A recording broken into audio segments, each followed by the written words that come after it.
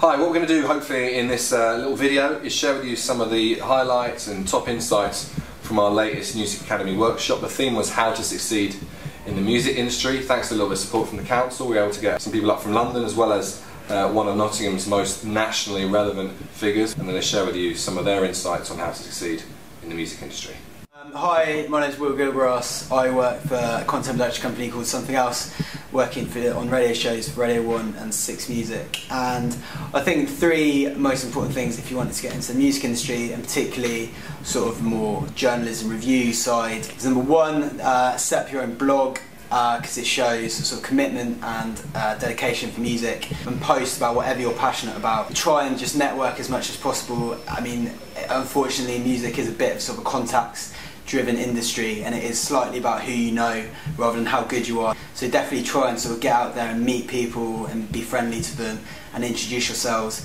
And I think the third point is a point I read David Mitchell, comedian, in an interview, is basically you just need to fool everyone, because when you ask how people got into their jobs, the majority of people don't really know, and they've kind of been lucky. So if you're confident enough when you tell people what you do and that you work in music, people will believe you and then will trust you and will take your opinion as sort of good value. I'm Gourlay. Is a writer and occasional sub-editor from drownedinsound.com.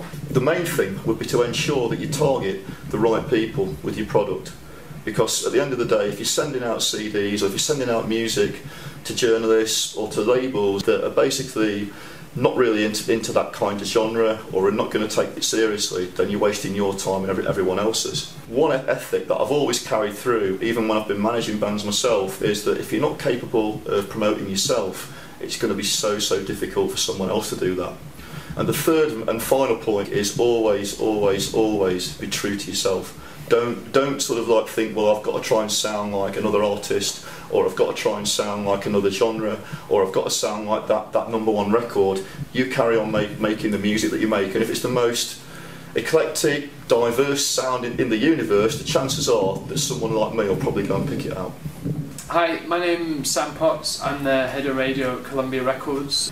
I look after a range of artists there, including the Foo Fighters to Calvin Harris to Manic Street Preachers to Katy B to Magnetic Man, a whole range of artists. It comes up every time is persistence, enthusiasm and hard work. Everybody I work with, everyone in the music industry has worked for free at some point and grafted and hustled to get to the point where they are in some form or another. Second of all, think about what you measure success. Is it chart success? Is it making enough money just to make a living? Is it to get someone to write about you? Is it to get someone to play you on the radio?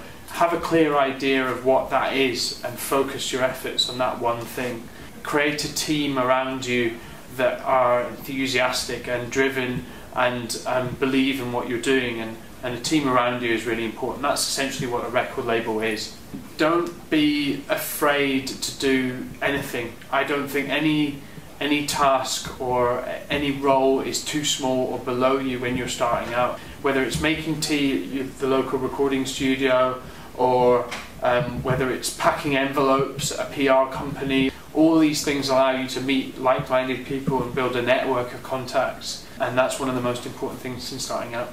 Thank you very much to Dom, Sam and Will for giving up their time. The word targeting got mentioned a lot. Whether you're an aspiration musician or music journalist or whatever part of the music industry it is you want to succeed in, you need to target the people you're trying to get that first helping hand from, that first work experience slot from, that first date as we call it in the session, that first paid gig. And equally, once you've targeted that person, make sure you interact with them in the way that they want to interact. Here at Nusic, the best way to send us music is via email. As fun as it sounds, hustle, hustle, hustle. You've got to be out there continuously, persevering. It can take years. Remember those success stories that you're seeing, those famous people that you're thinking, how did they do it? Well, they may have spent 10 years getting there, but they've only just come into your consciousness via mass media, and that's why to you they seem like an overnight success. So you do need to persevere, and I guess my line on that is consistent, friendly persistence. Work those three qualities and you're in with a shout.